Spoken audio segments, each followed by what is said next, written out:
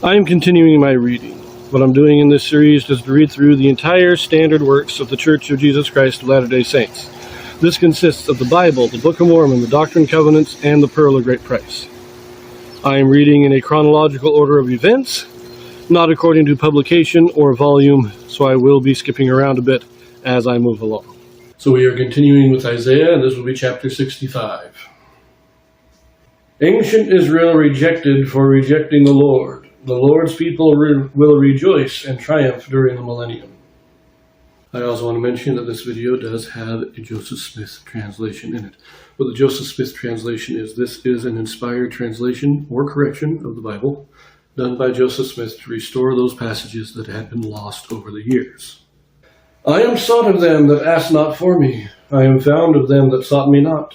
I said, behold me, unto a nation that was not called by my name. I have spread out my hands all the day unto a rebellious people, which walketh in the way that was not good, after their own thoughts.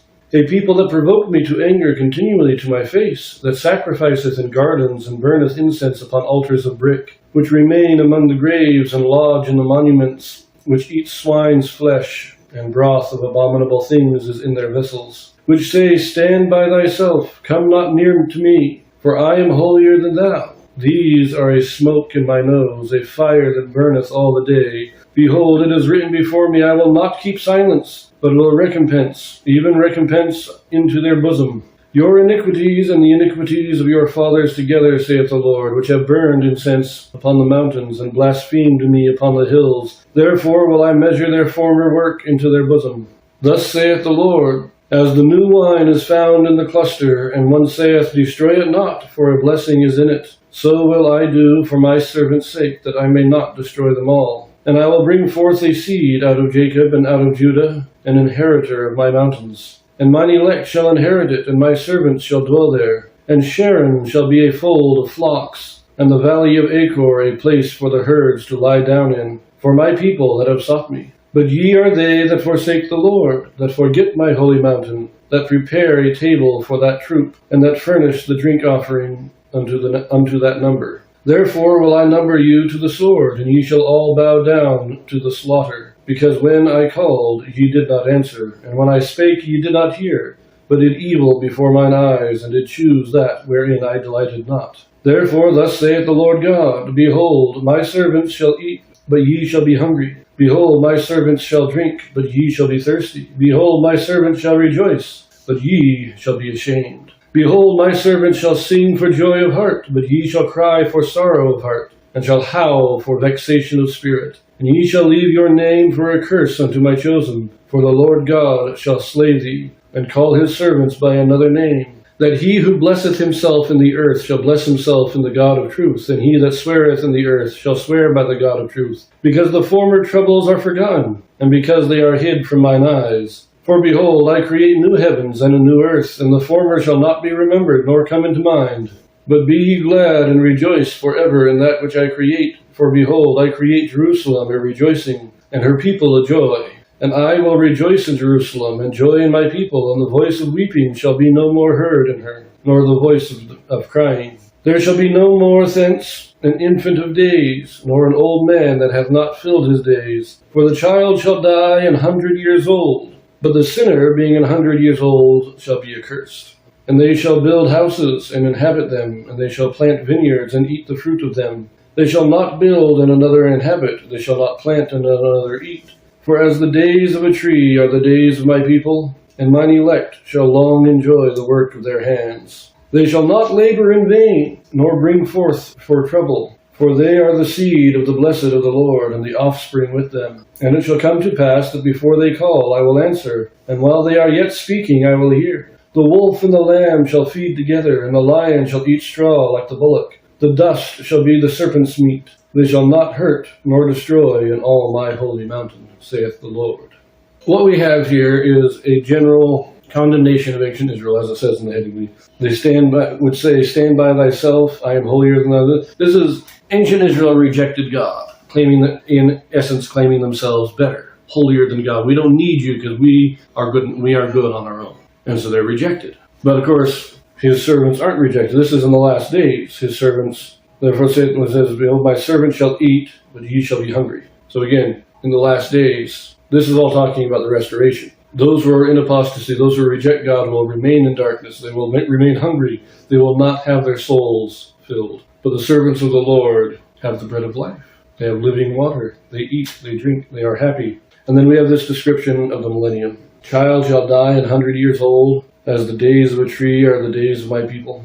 Remember, trees can live hundreds of years. So this is talking about the millennium. And this is talking about, in the millennium, the righteous. And that's the thing. This is the millennium, but it says here, but the sinner, being 100 years old, shall be accursed. So this seems to indicate to me that while Satan is bound, sin still exists. Because nobody's perfect. We don't need Satan to cause us to commit error. We do that just fine by ourselves. Satan makes it worse. Satan gives us greater temptations. But we are still fallen men. We are not, even without Satan, we're not perfect. It's not that there's no sin. It's that there's no temptation. There's no Satan. So I find that interesting. But I do want to point out this one last thing, in that when it talks about the mountains, or the mountain of the Lord, in all my holy mountain, and in here it says, an inheritor of my mountains, and in my elect shall inherit it. This is talking about the temples, largely. It's also talking somewhat about the church, but it's primarily the temples. The temple is the mountain of the Lord. And all through Isaiah, anytime we hear that, whenever we see that phrase, mountain of the Lord, or as it says, inherit my mountains, it's a reference to temples. To temple worship in the last days. That's what it's talking about.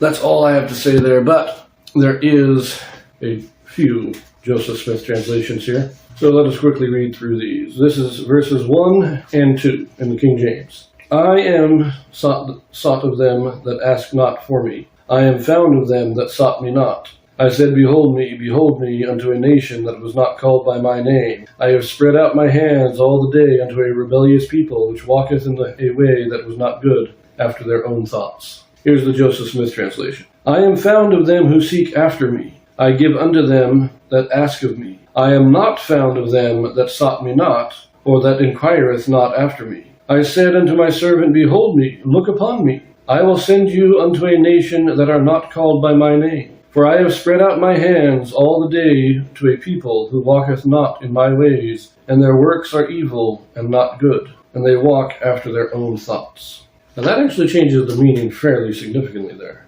In the King James, we get the idea that God he's being sought by non-Israelites and he is hearing them. But we get it. But this clarifies, if you seek God, doesn't matter if you're Israelite or not, if you seek God, you will find him, if you are honestly seeking. But those who do not seek God will never find it. That's an interesting change.